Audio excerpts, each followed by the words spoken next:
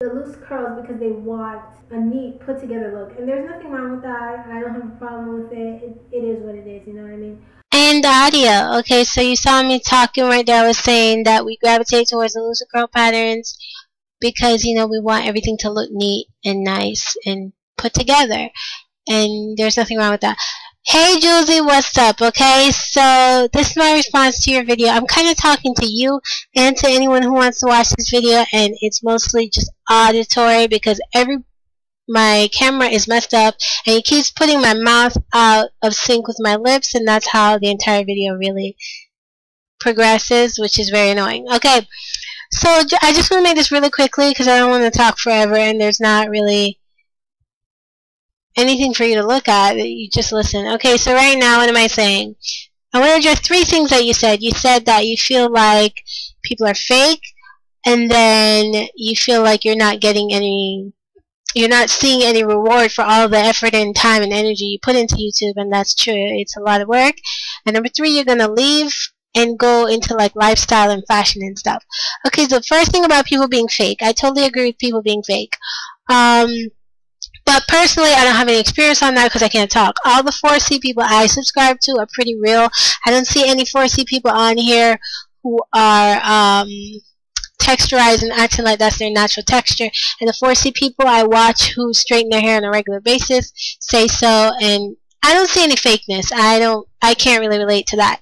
But I do agree people can be fake, but I don't really see it personally. The second thing is you feel like you're not getting a financial reward. And I have so much to say about this, but I'm going to make it quick, okay? But let me skip that. Let me first go to the last thing about you leaving into the fashion, and then I'll go back to financial reward because they kind of go together. You say you're leaving and going into fashion. Well, thank God you're not leaving YouTube, because I would be like, oh my gosh, that's sad. Okay, so you're still going to be here. You're just going to not talk about natural hair anymore. That's cool. Okay, but to say that, I would say you need at least 400K to 1 million subscribers before you feel like you got your cushion money. That was cushion money, and you're set and you're good and you can relax and you feel like you're getting some sort of reward for your dividend. So these 2 things are interrelated. So whatever niche, whatever industry you want to switch into, you're gonna it's gonna feel like you're working for nothing, because that's the nature of YouTube. You work for nothing. Like literally, this is a passion industry. You just get into this because this is your passion, you know, like you feel like you have to do it because you feel so strongly, or you're so interested in whatever it is you want to talk about. Whether you like to talk about video games, knitting, natural hair, you want to be comedic, you want to do comedy, you want to whatever it is, okay, fashion, makeup, whatever it is, this is a passion-driven thing.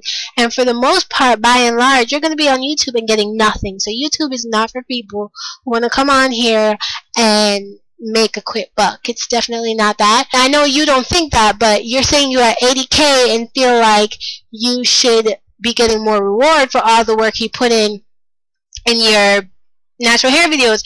And the reward you're talking about is more like people should be calling you up more, like for the social events and stuff like that. That's on them. That's their problem. You know what I'm saying? You know, where God closes the door, He'll open a window. Like, forget them. You know what I'm saying? I'm sure that will come up whenever God decides. And I just want to say, I am not pushing prayer. I'm not pushing religion on anybody, but definitely pray. Like, God has to be first and foremost in every wish I wish to accomplish for myself, like financially, career-wise, or, you know, it's like you have no support. Like, it's just in the ether. It's in the air. It's so intangible that I feel like I have to pray. You know what I mean? Like, there's no guarantee, and prayer is your best guarantee, like, honestly. So if you want more of those opportunities, pray about it and have faith. You know what I mean? That's definitely going to come around. But as far as those people up until this point not contacting you, like doing more natural hair events, touring, or anything like that, that's on them. And you said you organized something and nothing happened. Forget about that. I feel like you need a larger presence. 80K is a lot, but it's not as much as a lot of these simple channels on here are boasting 1 million plus. You know what I'm saying? When I say simple, I mean technically, not that the content itself is simple, but technically the videos. All they do is like put up a video, show their eye, and brush on some makeup. Like, it doesn't have to have like a bunch of cinematography or special effects and a bunch of Final Cut Pro. I see some of the simplest channel, for the most part, Juicy Star and L, All That Glitters. I actually really do love these YouTubers, but for the most part, I've been watching them for years. Their videos technically are very simple, technically, and you know, they've been able to get over 1 million subscribers, so you don't have to have the fanciest graphics and all of this technical stuff going on to be very successful on YouTube. That said, the simplest type of channel, technically speaking, they get more recognition. You're going to get more opportunities the bigger you are, because the bigger you are, the more difficult it becomes for people to ignore you. Okay, I saw Juicy Star 07 and her sister, they got some sort of deal on a TV show. They got a TV show. I don't know if it's still running or whatever, but I saw them on TV, and I didn't get to watch it because I'm always on the internet. I don't really watch TV that much. Not that I don't want to, I just don't. Okay? And I know B. Scott. B. Scott, I don't know where he is on YouTube right now in terms of his YouTube count, but I'm feeling like he's close to, if not over 1 million. I just recently checked out his website. I know he has his own show coming up. I saw the commercial for it. I don't know if it ever got launched, but you know what I'm saying? You have to build your presence.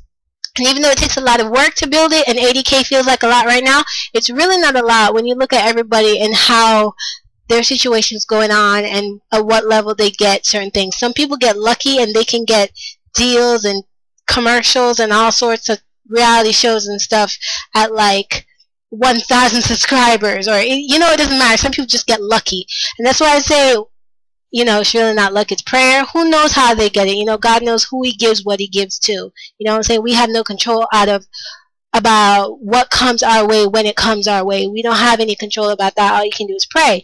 So I'm saying, don't worry about what hasn't happened. You have a greater chance of making what you want happen when you get a larger audience. And in terms of the money, you're saying you're not financially stable, mean you're not feeling any financial dividends. You need to get to, as I said, 400K to 1 million to really feel that comfort money, that cushion money, that fluff money, where you're like, okay, I feel comfortable. I feel like I'm getting rewarded for all the time and energy, because YouTube is a lot of work that you put into. I know, because I calculate my own revenue, and I calculate based off how many people, how many subscribers, so and so, such and so forth. What the fuck? I calculate that stuff. You know, I've watched videos about, generally speaking, how much you might be getting paid based off the number of subscribers you get. So you're really only comfortable when you have around 400K to 1 million, and then obviously it's really comfortable at 1 million and more.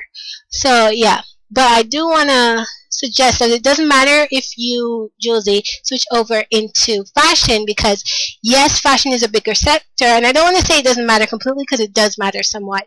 There are some industries, and it's very prevalent and very obvious, there's some industries and sectors that are bigger, and there's a greater demand, there's a bigger audience, so it is beneficial for you to go into that industry. It's like the beauty niche, you know what I'm saying? The technical general beauty niche with makeup is bigger than the natural hair community, the natural hair niche, for example.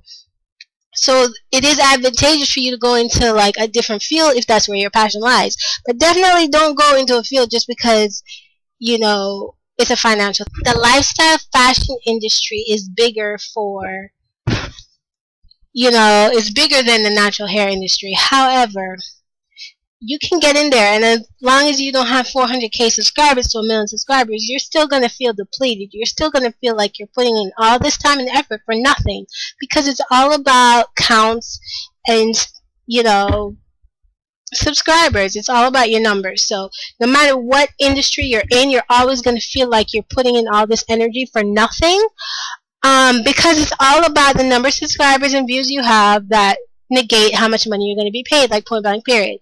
And if you want to feel like you're getting more for your time and energy, you need to have multiple streams of income. You need to create other products. Big tip of the multimillionaire rich, people who are super rich. I heard this tip off somewhere. I don't know where I read this tip, heard it in passing. billionaires and people who are very rich, you know, the secrets of the very rich, they always have multiple streams of income. What I see from you, Julie, is you got your YouTube and you got your blog. You don't have any products. You don't have any other side products you're selling. Okay, you have this other affiliate product I did see on your blog. I won't mention it. Okay, but for the most part, you don't have that many streams of income. And also, you do definitely want to gear your products to the specific industry you're targeting. Like, the products you have that you're selling, that you're promoting on your blog on the side, it's a great, like, you could get a good 70 to 100 and upwards dollars for just one sale on that product. However, it's completely irrelevant and unrelated to your niche. And I'm not saying that's not profitable, because sometimes that'll work. But by and large, generally speaking, you want to gear your products towards the subject matter of the industry you're appealing to. So if you're into natural hair, you want to promote a natural hair product on the side as a multiple stream of income. So it's like, you know, you definitely want to target specific. Everything is specific. So if you, but the personal you as a brand thing has really gotten very lucrative. Like, for example, the Graveyard Girl, she's on here. So if your brand is just being you and you as a personality, you can sell whatever you want. Also, if you're a comedian, there's a couple of industries that you can get into here on YouTube. It doesn't matter what you sell. For example, Graveyard Girl, as I said, she sells tumblers, you know, like the Starbucks tumblers. You know, it doesn't, some industries it doesn't matter what you sell, because your brand is just being you and talking about all these different topics. But if you are in a specific brand, like say I'm in the beauty brand like Michelle Phan, I wouldn't sell footballs because that wouldn't appeal to my audience. You know what I'm saying? So you definitely have to target your products to be somewhat specific to your audience. It doesn't have to be, it shouldn't be that stressful for you, but it shouldn't be completely unrelated is what I'm trying to say. Like, you wouldn't sell footballs to somebody who wants like makeup and stuff like that. You want it to be somewhat related. And yeah, I'm saying, what's the best way for you to monetize? You need different streams of income, which means you need to create a product. The best example I have here, that a person who does that in the natural hair field would be Black Onyx and her Alakay Naturals.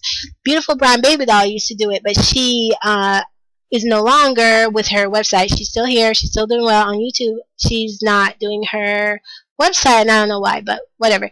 So yeah, I was kind of feeling her website, like, what's up, you know, but she doesn't do that anymore. But Black Onyx still has her Alakay Naturals line. So a good, and so many people do this, it's like the easiest, well, it's not the easiest, but it's the most obvious and lucrative way to really have your own product and your own stream of income in this industry of natural hair, is to have your own product line. Feel stressed with dealing with the actual formulation and packaging and production, and you know, so it's a lot. But you could choose to go the electronic route, which is the route I've chosen to go with my own product. It's actually launching like right now at this very moment. I'm so excited about it because I put so much work into it. Y'all can check that down below in the link. It's about ready to launch. It should be up at the point of me making this video, but this is an unofficial launch thing, and I will be officially launching my website tomorrow. Y'all who've been tired of hearing me talk about it and then going there and seeing that there's nothing on my website. So yeah, and then so physical products could be more difficult. You can create your product like I have done, or you could, the easiest way and the most profitable way would be to go with a large corporation that sells affiliate products like ClickBank. That would be the most lucrative cost. You know, you're going to make more money from going with ClickBank, definitely. But the drawback is they don't have many beauty products and beauty related. They have some, but not that many. Okay, and even fashion is very limited. So in terms of the girly and wonderful subjects that we as females want to be involved in, they don't really have that. Okay, it's very limited. But it exists, so definitely check it out. ClickBank is the most cost effective. Like, you can be getting $50 to $100 a sale, if not more, promoting a ClickBank product. So you're definitely not getting any better than ClickBank unless you go with some sort of underground secret thing that now has an affiliate product, and wow, you can promote it, and it's like $100 or like $500 a sale or something. I haven't seen that as it relates to any beauty products. That kind of bank just kind of doesn't exist. But the most practical route you could go to, aside from ClipBank, seeing as how they don't have that many beauty type products on there. There are some, so definitely check it out. But then you have to be considerate of the whole ethics of ClipBank, because you wouldn't want to promote anything you don't use yourself. So there's a huge ethical component, but you know, definitely check it out. The second best thing you could do is like a cafe press type site, and it's the most lucrative, and it will go with any single area you want to talk about here on YouTube. It doesn't matter whether you're a comedian, a beauty guru, you're somebody like, you know, that guy that does a lot of science videos and what does human taste like, which I thought that was so disgusting. And it's crazy that I remember that video out of all the videos. Ooh, the video I just completely adored by him was Teddy. That Teddy has an operation. I love that thing. It's like one of my favorite videos ever. Like, oh my gosh. I seriously love it. He's like, it's hilarious. Okay. So yeah, I love him. Even if you, Vsauce, right, that's his name. So even if you were a Vsauce dude, you could promote with a cafe press type website, which is basically your logo or whatever you want to say on a t-shirt. And they also do not just t-shirts, but tote bags and mugs, like coffee mugs and different things. And Shameless Maya does that. She has her own tote bag. I really want to buy that bag. I'm not like for real. But yeah, she has bags and different memorabilia, caps, whatever. So you could do that. It doesn't matter what industry you're in. You could definitely do the cafe press type thing, or have your own book on Amazon. What's her name does that? What's her name? I love her. What, for real? Like, what is her name? The comedian, the Green Glozell. Okay, she has her own book on Amazon. So, you know, like, you have to just do all these different things. Start a jewelry line. Trisha Paytas just started her own jewelry line. You know, you have to find different ways to monetize yourself aside from just the AdSense you're making from your blog and the AdSense from your YouTube videos. Because if you just rely on those things, until you get to 400K to 1 million, you're going to feel like you're sweating and killing yourself to death, and you're not getting anything out of it, because this is a free business. You're giving away your labor for free. That is what it is. Okay. So yeah. So unless you create your own products or find profitable products to promote, you are gonna feel depleted and pissed off. Okay.